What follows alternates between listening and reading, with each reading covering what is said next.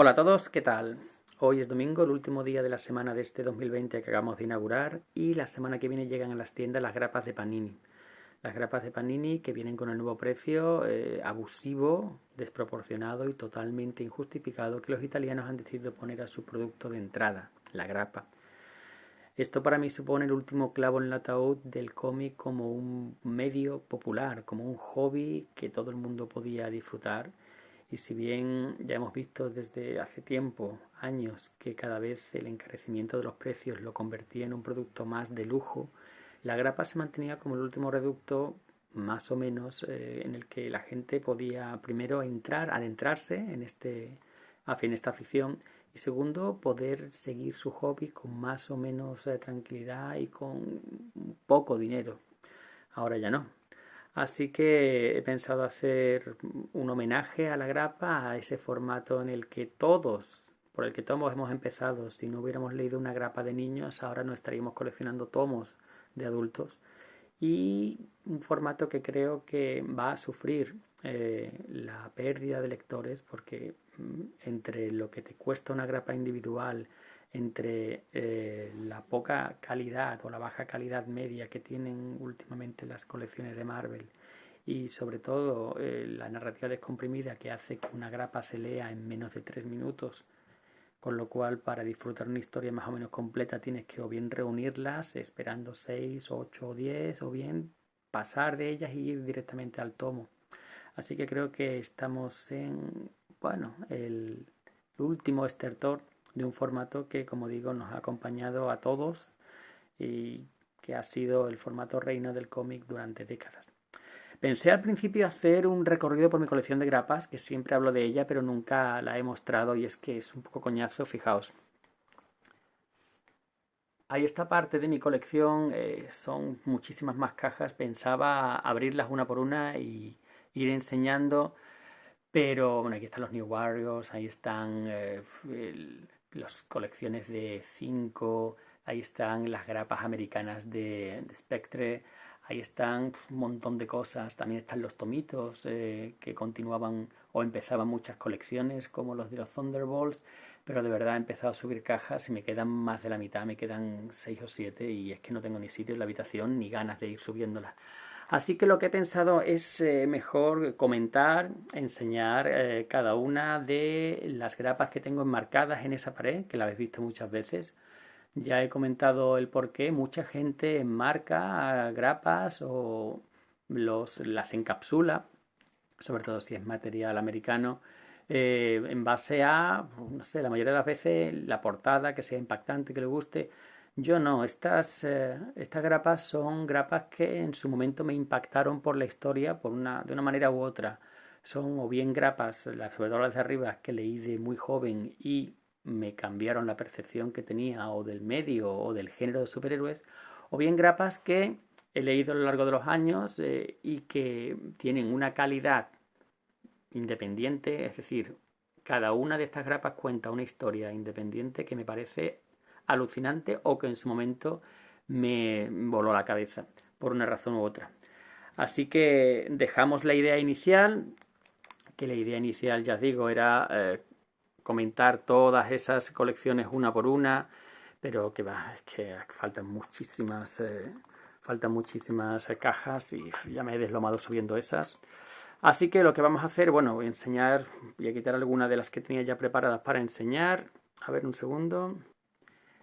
Ya, tenía pensado enseñaros el Watchmen de 5. Esto me costó años, literalmente décadas, terminarlo porque aunque al principio los primeros números yo esto lo compré mucho más tarde. Esto yo era muy niño cuando salió en tienda, así que no. Años después conseguí por fin encontrar el último número, este número 12, y no sé, me sigue pareciendo una gran obra, aunque no es de las favoritas de Moore, pero tengo especial cariño a esta edición, al papel, que ya veis el papel es un papel poroso, es un papel no satinado, pero no sé, me parece una de las grandes joyas que tengo, al igual que esta, de nuevo otra edición de 5 de V de Vendetta. tengo otro tomo, llegué a tener el integral, el Absolute de Planeta, pero como las grapas, nada. También, por supuesto, entra aquí el factor nostalgia. Yo leí esta colección en grapa y cada vez que la quiero releer, pues la busco. Aparte, las ediciones y las traducciones de 5 eran muy buenas. Esto es otra joya y esto se encuentra por 2 duros. Por 15-20 euros tenéis la colección de las Crónicas de Atlantis de Peter David y Esteban Maroto, con todos los textos, la traducción de 5 y bueno, vamos a enseñar alguna. También me costó en su momento encontrarla, aunque hoy día con la nueva edición del BOT pues muchos han vendido la suya, pero este color en este papel, además que esta edición en concreto, esta copia está muy bien, está perfecta, no tiene manchas, no tiene una joya. Si la podéis encontrar, no dudéis. Y bueno, pues en lugar de eso, lo que vamos a hacer es, como he dicho, comentar cada una de las grapas y explicar por qué están ahí arriba. Bueno, lo primero de todo es esa comisión central de los New Warriors, homenajeando la portada de Alan Davis para Excalibur, que fue hecha por Juan Rojo, que es el dibujante que acaba de sacar Gandhi, Gandhi, la fuerza interior de Companini. Es un hombre que podéis contactar con él por internet, luego pondré el enlace abajo en comentarios, y os hace cualquier comisión, cualquier portada, cualquier cosa que le pidáis, con el estilo que queráis, genial. Los New Warriors son mi grupo favorito, es el primero que empecé a coleccionar realmente, porque yo he leído cómics siempre, pero dependía de los regalos que me hacían en Navidad, de las colecciones de mis primos que me iban pasando, pero ir a una tienda a coleccionar regularmente fue esta a principios de los 90 y me sigue pareciendo una colección de 10. Es decir, para mí son los nuevos Titanes de Marvel de los 90, la interrelación entre personajes, la mezcla que hace entre secundarios que nadie daba un duro por ellos. Las historias autoconclusivas al principio y de largo plazo al final, el carisma que logra dotar a alguno de sus miembros, Nova consigue una evolución del personaje que le llevó luego a convertirse en Aniquilación de la mano de Abner y Elling, lo que tenemos hoy día. Y bueno, ya entrando en materia, la primera grapa que tenemos ahí arriba, vamos a ver, esa es el primer número de Miracleman, con el título Renacido. Miracleman es una colección que durante mucho tiempo estuvo maldita y que no se reeditó en España hasta hace pocos años por problemas de derechos, y que yo tengo, porque eso sí, todas las grapas que tenéis ahí las tengo luego aparte o en otra grapa o en otro formato, porque yo no entiendo el encapsular, encerrar algo y no poder luego leerlo o no tener una copia para disfrutarlo. Entonces yo tengo ahí la grapa porque esa historia me impactó de niño, fue la primera vez que un cómic de superhéroes me dejó loco. Y aquí tengo la edición en un solo tomo, ya lo he enseñado otras veces. Esto se hacía en su momento cuando no había los formatos en tapa dura, los recopilatorios en tapa blanda, y mucha gente lo hacía. A mí personalmente no me gusta, pero esta colección en concreto está tan bien hecha que, por cierto, uno de los suscriptores del canal me comentó que es suya, que la hizo en su momento, y luego la vendió, se deshizo de ella con el tiempo y me llegó a mí. Esta grapa, esta primera grapa, estas primeras páginas que representan a Mike Moran, bueno, el alter ego del personaje de Miracleman despertando en mitad de la noche, con estos desnudos que yo en un cómic de superhéroes nunca lo había visto hasta entonces, una vida mediocre, una vida muy alejada de lo que uno esperaría de un superhéroe, y que de repente por circunstancias en pocas páginas vuelve a recuperar sus recuerdos, su poder, su vida de superhéroes de verdad. Me flipó. Y la serie la sigo considerando de lo mejor que ha hecho Alan Moore. Después el segundo tomo, el segundo cuadro tiene ese número de Daredevil. Un número de Daredevil que para mí es el origen perfecto del personaje. Ya sé que luego Frank Miller hizo El hombre sin miedo y todo el mundo lo considera una obra maestra, pero para mí, aun reconociendo que es muy bueno y un pedazo de dibujo, es redundante porque la historia definitiva del origen de Daredevil está ahí en esa grapa americana que yo tengo en el coleccionable de Forum, qué bueno era, qué bueno. Con guión de Roger Mackenzie, vemos aquí como Daredevil, después de una pelea con Hulk, que está mal herido, en esa época tiene una relación con la Viuda Negra, y aparece Urich, el periodista del Daily Bugle, y le dice que ha descubierto su secreto, y la forma en la que llega, consigue que confiese el recuerdo, el flashback con su padre, un boxeador de tercera, es que es genial. Y hay una parte que se me quedó cuando, bueno, el padre es un boxeador y está ganando combates, es alguien que nadie daba un duro por él, pero al final llegó casi a proclamarse campeón, pero los mafiosos le pidieron que se dejara ganar para las apuestas. Y él, viendo a su hijo, quería que se sintiera orgulloso y al final gana. Y estas palabras: va por ti, Matt. Y cuando vuelve a casa, le disparan, le matan, va por ti, sonado. A partir de aquí, Daredevil, bueno, Matt se convierte en el personaje enmascarado y bueno, el resto es historia. Pero esa grapa es de quitarse el sombrero. La siguiente, otra cosa que me voló la cabeza de joven, Sandman, es el primer número de la colección regular del 5. Ya había publicado los primeros números dentro del contenedor clásicos DC o no recuerdo, Universo DC. Pero este fue el primer número de la colección regular que yo leí en esos recopilatorios, en esos tomos en tapa blanda que saldaban cuando no se vendían suficiente las series. Hoy puede parecer increíble, pero cosas como Miracleman o como Watchmen o como Sandman no vendieron en su momento y se saldaron en tomos de tapa blanda a 3 euros, creo. Pues ese primer número me dejó loco y desde ahí se convirtió en una de mis historias favoritas, en mi top 5. Y leo y releo en esta edición, la edición de Planeta, nunca superada.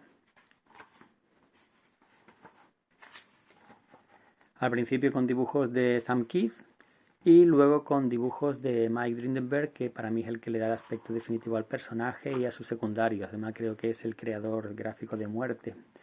En fin, una joya y un cómic que no envejece. Es un cómic, es más que un cómic. Alucinante. Siento mucha pena por la gente que no pueda apreciarlo, que diga que le aburre o que, de verdad. Bueno, ya cambiando totalmente de temática y de todo, es el número de los X-Men.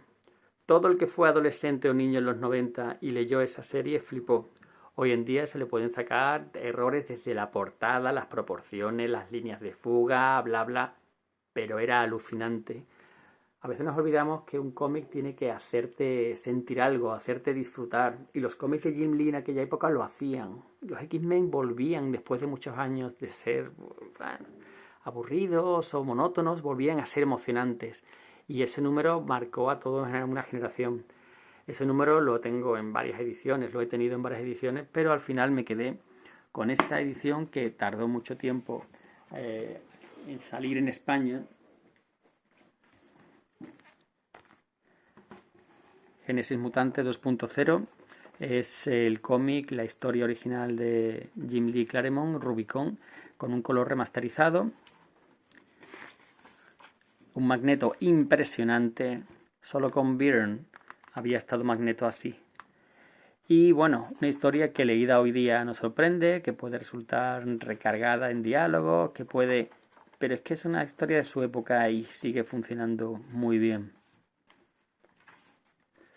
Esta edición americana tiene los desplegables que Clemente dijo que no era posible reproducir en la edición española. No era posible, claro que era posible. Lo que pasa es que eso hay que pagarlo. Entonces, si te lo ahorras, pues son más beneficios, ¿verdad? Pero es una lástima que pusieran esta maravilla. en una simple ilustración reducida dentro de las páginas. Pero bueno, curiosamente el bot cuando sacó su versión de los Wildcats también de Jim Lee, sí que sacó el desplegable. Lo siguiente es una joya muy desconocida, aunque yo siempre hablo de ella y la recomiendo. Ese es un número de Wildstorm Spotlight, una colección de números únicos autoconclusivos en los que se presentaba o se ahondaba en algunos de los personajes del universo Wildstorm. En este caso era Mr. Majestic, y aquí Alan Moore hace una historia que demuestra por qué es el mejor guionista de la historia, valga la redundancia. Mr. Majestic era el Superman del universo Wildstorm, un personaje sin ninguna chicha, un personaje que era un trasunto, pero que Alan Moore en la propia serie de Wildcats se dio una profundidad, lo presentó como un Superman de la Edad de Oro prácticamente, dentro de una trama, de unos personajes, de una atmósfera totalmente noventera, fuera de lugar, un hombre fuera de lugar y de tiempo. Y aquí, en este número, autoconclusivo como digo, nos presenta el final del personaje y el final del universo. La entropía lo está devorando todo, no queda nada, solo quedan una serie de personajes, algunos semidioses, dioses, seres poderosos, todo viajando a lo largo de dentro de esta arca, digamos, a lo largo del universo, intentando escapar, sabiendo que no tienen ninguna posibilidad. Unos personajes alucinantes, desde una especie de vampira que ha vivido durante generaciones a el judío errante, el mito del judío errante, Mr. Majestic, una especie de ordenador matemático súper inteligente y con conciencia, un dios y una cepa de sífilis inteligente que vive dentro de la vampira y que ha vivido millones de años transmitiéndose de uno a otro. Es alucinante. Este se ha reeditado en España dentro del tomo de Alan Moore por ECC, y la verdad es que el tomo no merece mucho la pena. Tiene una historia de vudú, que es lo peor que he leído de Moore. Tiene una historia interesante, pero tampoco justifica el precio de Dead Blow. Y luego tiene esta joya. Yo recomiendo tenerla en grapa. Lo siguiente es... bueno. Factor X. Factor X, la etapa original de Peter David. Peter David ha tenido dos etapas con esa colección. Esta es su primera etapa de los 90, que fue muy corta y que abandonó porque le metían un crossover cada 2x3, interrumpiendo sus tramas y obligando a cambiarlas. Así que se cansó y se fue, pero hasta ese momento era la serie más fresca, más divertida, más interesante y con el mejor desarrollo de personajes que había en la franquicia mutante. Factor X, ya, bueno, el que no lo sepa, fue un título en el que se quiso reunir a la Patrulla X original, a Cíclope, a Jean Grey, bueno, ese fue el motivo por el que se resucitó a Jean Grey, que no debería haberse hecho nunca, y que al principio creo que se lo dieron, hablo de memoria, ojo, a Bob Layton, puede ser, y la verdad es que no sacaba jugo de la serie. Luego llegaron Walter Louis Simonson y subió muchísimo de nivel, pero al final con algún crossover, Inferno creo que era, una reestructuración mutante, pues cogieron a los personajes que eran los de la Patrulla X original y se los llevaron a la serie X-Men, con lo cual Factor X se quedó vacío de personajes y cambiaron el enfoque, la convirtieron en una agencia gubernamental dirigida por Cooper, la agente Cooper, y con estos mutantes que a fin de cuentas eran secundarios, trasuntos. Vamos a verlos aquí. Teníamos a Caos, que era el hermanito de Cíclope y que la verdad es que nunca brilló. La verdad siempre estuvo a la sombra, un personaje muy redundante. Teníamos al hombre múltiple, que Peter David le dio un trasfondo, una personalidad y unos motivos por ser como es. Teníamos a Lorna, que de nuevo le dio mucha profundidad al personaje. Feroz, como a Rane, perdón. loba venenosa le llamaban aquí, y Mercurio, que Mercurio en este número en concreto, este es el famosísimo número del psicoanálisis en el que los personajes tienen que visitar a un psicólogo, cada uno de ellos después de una misión especialmente dura, especialmente, creo que era después del crossover que hubo con Hulk, también de Peter David. Pues aquí cada uno de ellos van al psicólogo, al psiquiatra y se desnudan ante él y vemos a los personajes, entendemos por qué actúan como actúan. Y la parte de Mercurio es de quitarse el sombrero. Mercurio, que toda la vida ha sido un personaje hosco, desagradable, un personaje que cae mal. Aquí te explica en un par de páginas el por qué exactamente. A él dice, ¿alguna vez ha estado delante de un cajero esperando que alguien termine la operación y no para de meter mal el pin? ¿Y cómo le hace sentir eso? Pues me hace sentir frustrado, me hace sentir nervioso, no sé cuánto, no sé qué. Dice, bien, pues imagínese que todo el mundo, todo su mundo está lleno de gente que no sabe manejar cajeros. Entonces, ese estado de frustración constante y perpetua que tiene Mercurio. Por eso es Lorna. Aquí tenemos a esta mujer que bella, poderosa, pero insegura y que tiene problemas de peso, problemas. Guido, el eterno payaso, y por qué es así, nos cuenta su historia. Un niño con bullying, mucho tiempo antes de que se pusiera de moda las historias de niños que han sufrido bullying y tal, pues ya nos lo contó aquí Peter David, cómo su poder mutante surgió y cómo le hace sentir dolor cada segundo de cada día, pero que no quiere que la gente le tenga pena. Bueno, el hombre múltiple, todos y cada uno aquí, y luego al final se descubre quién es el psicoanalista. En fin, genial. Lo siguiente, esta colección muy olvidada, aunque Planeta acaba de rescatarla en 2 tomos de tapa dura. Ese número en concreto yo me hice la serie en grapa en su momento. Como digo, si no hubiera existido la grapa o hubiera tenido los precios equivalentes a lo que hoy lo han puesto, yo no estaría aquí. Yo no sería un lector de cómics. Si yo tuviera que pagar el equivalente entonces a 2,5 € por una grapa, pues probablemente yo me lo hubiera gastado en videojuegos o en lo que fuera. Pero bueno, esa serie la hice en grapa, la primera parte genial, la segunda parte cae mucho, pero ese número 7 es magistral. Es un número en el que Alex Elder, bueno, el protagonista es un adolescente que cae víctima del vampirismo. En el fondo es un poco emo, eso es me recuerda un poco a los vampiros de Crepúsculo, siempre lloqueando, siempre, pero en este número en concreto, este número en el que es Navidad y él está lejos de su familia, no puede permitir que su familia descubra que él es un vampiro, él está solo y entra en una especie de café, uno de esos cafés de 24 horas, en el que quiere pasar allí la noche y de repente llegan, ¿quiénes llegan? Ángeles, pero unos ángeles, ya bueno, Matrix hacía furor en aquella época. Unos ángeles que están allí para juzgarle, pero son los ángeles más cabrones que podáis imaginar. Ángeles que se divierten provocando dolor a los humanos, y ángeles que están aquí para juzgarle y que realmente no les interesa demasiado su historia. Se han convertido básicamente en funcionarios. Se han convertido en van a hacer su trabajo, terminar y listo, y tienen que votar, lo matamos, no, venga, él está totalmente indefenso. Y a la misma vez que eso pasa, están matando a cada uno de los que están en esa cafetería.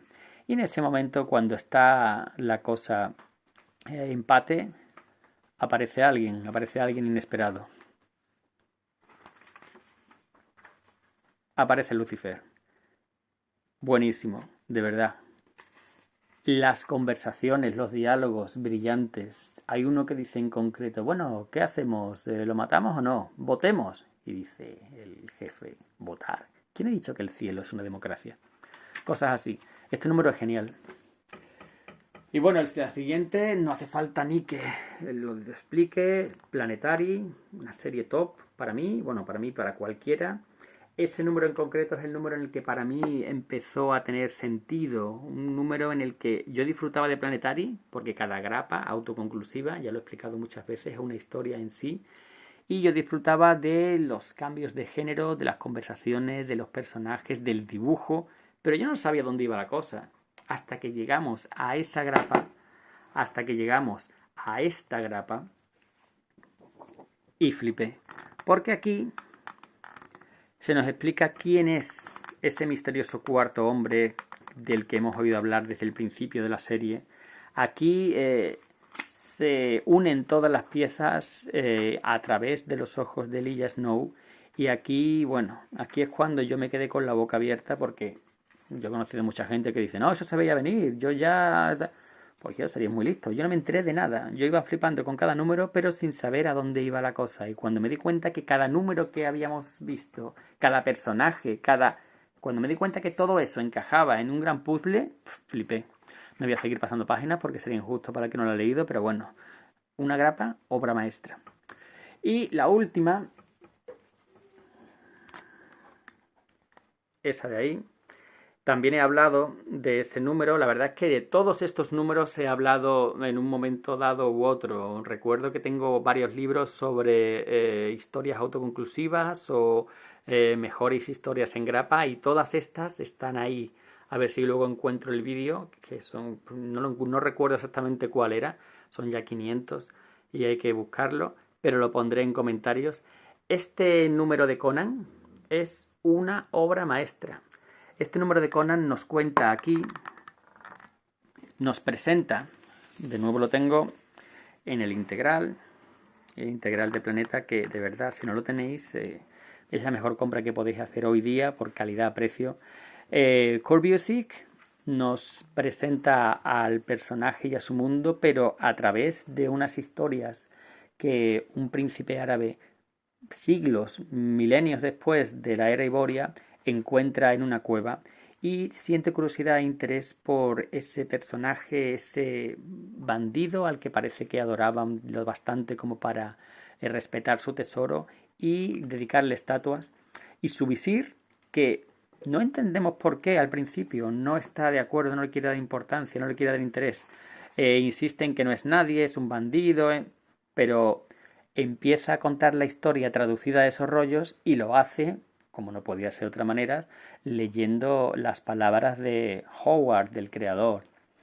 Haz de saber, oh príncipe, que entre los años en los que los océanos anegaron la Atlántida, bla, bla, bla, pues todo eso. Utiliza las palabras de Howard para presentarnos al personaje con unas ilustraciones alucinantes, ya lo estáis viendo, un color que resalta muchísimo los dibujos, que es directamente el dibujo, no tiene intintado, de Kerry North, fijaos. Y nada, es una grapa que se debería estudiar. Si alguien quiere ser guionista, alguien debería simplemente estudiar cómo se hace esto para antes de poder escribir nada. Y bueno, pues estos son las grapas que tengo ahí. Pero, si os habéis dado cuenta, hay un hueco. Hay un hueco que llevaba tiempo dándole vueltas. ¿Qué poner? Algunos me habéis preguntado dónde se compran estas cosas. Bueno, estos son marcos del IKEA. IKEA, la multinacional sueca, creo que cuestan 5 o 6 euros, no recuerdo. Simplemente hay que abrirlo. Yo le he puesto un fondo azul para que haga contraste o quede con la pared, pero bueno, no hace falta. Y durante mucho tiempo estuve dándole vueltas porque tenía bastantes opciones. Había pensado grapas que me impactaran en su momento. Por ejemplo, esta de Cenozoic Tales, que, bueno, Max Schultz es para mí el mejor mejor dibujante de la historia. Esta grapa en concreto es de las últimas de la colección y me quedé alucinado cuando la leí de joven. El detallismo, las tramas, el dibujo, todo, la perspectiva, es que es... Pero ya tengo Cenozoic Tales bien representado ahí arriba con el Artist Edition. Así que no, lo descarté. Después pensé esta grapa que en verdad no es una grapa, son dos, pero aquí se publicó como una sola, creo. Conspiración de Abnett, el mismo que reconstruyó el universo cósmico de Marvel, con dibujos de Corday, que es muy odiado por su etapa en los X-Men de Morrison, pero que no es culpa suya. Si el calvo le daba los guiones una semana antes, ¿qué iba a hacer? Aquí se la saca y hace una historia pintada, una historia al estilo Marvels pintada, y nos cuenta una historia que podría ser la realidad del origen de la mayoría de los personajes del universo Marvel, que ha sido ese origen manipulado, disimulado por el gobierno para conseguir. Es una trama muy inteligente, un gran dibujo y qué lástima que esto no se haya vuelto a publicar. A lo mejor le dan una oportunidad en esa colección Marvels que van a sacar. Dentro de poco sale el Ruinas de Ellis. Bueno, lo pensé, pero no me gustó, pero no me impactó tanto en su momento. Sí me impactó esto. Esto es más actual. Esto es parte de los Cuatro Fantásticos de Hickman. Y Hickman siempre le ha achacado ser un guionista muy frío, muy cerebral, muy... Sin embargo, aquí nos hace una historia corta de Spider-Man y el hijo de Reed Richards que de verdad te salta las lágrimas. Fue después de la muerte de Johnny, de la Antorcha Humana. Franklin echa de menos, es su tío favorito, y ya ha muerto, porque para él había muerto, aunque todos sabíamos que iba a volver. Y aquí Peter habla con él, le cuenta que él también tuvo un tío y que murió. Y bueno, simplemente le escucha al niño, que muchas veces lo que nos falta es escuchar a los niños, no decirles lo que hacer o cómo tienen que sentirse. Y me pareció una historia maravillosa. También pensé en esta, la primera aparición en cómic, bueno, Harley Quinn, buenísima. Lástima que el personaje se haya convertido en una parodia de sí mismo hoy día. Pero bueno, tanto a nivel de dibujo como de guión me sorprendió muchísimo. Ya lo leí tarde, lo leí muchos años después de que saliera y aún así me siguió impactando. Pero no, tampoco. Esta sí que me gustó mucho es Los Maestros, de Morrison y de Jim Lee. Aparte del dibujazo de Jim Lee, que sí, a Jim Lee se le puede decir, que si las perspectivas, que si las proporciones, que si la anatomía, pero es espectacular. Jim Lee es... Los superhéroes es espectáculo, es emoción, es ver una imagen y que te impacte. Y eso lo hace Jim Lee de puta madre. Y aparte la historia está muy bien, la historia tiene muchísimo trasfondo, más de lo que la gente le da. Te presenta primero a Superman, que demuestra una vez más que él es el mismo siempre, una buena persona, no importa el contexto en el que te pongas, da igual que sea la Rusia soviética, da igual que sea la Edad Media, da igual que sea la Alemania nazi, es una buena persona y quiere hacer el bien. Pero luego tienes un contexto, te habla de unos luchadores por la libertad que no son otra cosa más que terroristas, que ponen bombas, porque la diferencia entre un luchador por la libertad y un terrorista simplemente es del lado en el que estés cuando explotan las bombas, nada más. Y tiene una historia con mucho trasfondo y me gustó mucho, pero tampoco. Por último pensé en un cómic que no es nada del otro mundo, es de Dan Jurgens y Lee Weeks, de Convergencia, quizá el peor crossover que ha hecho DC en su historia, y mira que ha tenido crossovers malos, pero para mí fue recobrar a mi Superman, al de toda la vida, no al trasunto de los nuevos 52 que de verdad ni Morrison ni nadie, ni Jones pudo hacer ese personaje interesante. Y aquí nos presentan al Superman que tenemos hoy día, el Superman con su familia, con John, a pesar de que Bendis, el Destructor, ya se lo ha cargado esa dinámica. Y no sé, fue un cómic que me emocionó porque fue volver a mi Superman, que es bueno, por cosas del multiverso y tal, y por fin darle una vuelta de tuerca, por fin hacerle evolucionar en la forma de su hijo, de John, padre de familia, y me gustó mucho. Pero al final no, al final me decanté por algo totalmente diferente. Me explico. Todas estas grapas que veis aquí son grapas que no están por la portada, ya lo he dicho, aunque algunas portadas son espectaculares, pero no, estas grapas están ahí por la historia. Sin embargo, la que voy a poner ahí es una grapa que, para seros sinceros, ni la he leído la historia. No la he leído, pero que cuando vi la portada, para mí significó como el resumen de toda una época, de toda mi infancia, de todos mis inicios como coleccionista, no como lector, que yo leía cómics desde que aprendí a leer, a través, ya digo, de las colecciones de mi primo, de los cómics que me compraban, de lo que había por casa, pero la patria de un hombre es su infancia y su adolescencia, diría yo. Y mi adolescencia no fueron los 80, mi adolescencia fueron los 90. yo ya lo he dicho muchas veces, disfruté muchísimo de las colecciones Image de la época y que hoy día probablemente las leo y le veo las costuras por todos lados. Por supuesto, hay series que siguen aguantando muy bien, los Wildcats de Alan Moore, de Jane Robinson, pero cuando yo pienso en esa época, lo que viene a la cabeza es emoción, es espectacular, es espectacularidad, y eso, al ver una portada que no sabía ni que existía, un cómic que no me estaba ya desconectado del medio cuando salió, no sabía que había salido al mercado, no llegó nunca a España, y cuando lo vi digo, esto tiene que ser mío. Y me ha costado tiempo y pasta, pero al final lo conseguí y es lo que voy a poner dentro de ese marco y colgarlo. Y es esto. La portada especial de Image United, un crossover que reunía después de un aniversario de la editorial a los principales espadas del universo Image, las que empezaron, a McFarlane, a Liefe, a Silvestri, a Valentino, y Jim Lee, que ya no estaba en la editorial, hizo una excepción y creo que es el único dibujo que ha hecho para Image después de su marcha. Esta imagen que, bueno, un crossover que involucra a los principales personajes de la editorial, pero esto cuando lo vi se me cayó la mandíbula al suelo, alucinante. Lo que hemos dicho antes, sí, Jim Lee tiene muchos problemas de anatomía, en los puntos de fuga, no sabe narrar, pero es espectacular. Y esto es la leche. Fijaos este Spawn Omega.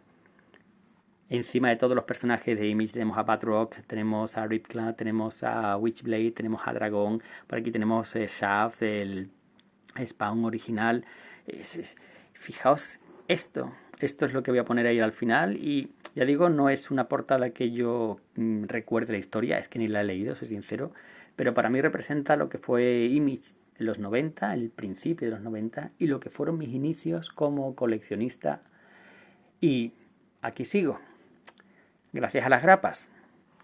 Esperemos que dentro de unos años, décadas, siga habiendo niños que puedan disfrutar de los cómics a pesar de que las grapas probablemente ya no existan o que se hayan dejado de vender porque el precio no compensa. Y nada más, siento si os habéis aburrido, son casi 40 minutos, lo dejo ya, lo meto en su cuadro y lo cuelgo. Nada más, un saludo, como siempre gracias por ver los vídeos y veremos qué tal sale esta subida de precios en la grapa, veremos si no la condena para siempre la grapa y con ella la entrada, la puerta para los nuevos lectores y en fin, siempre nos quedará nuestra infancia. Hasta luego.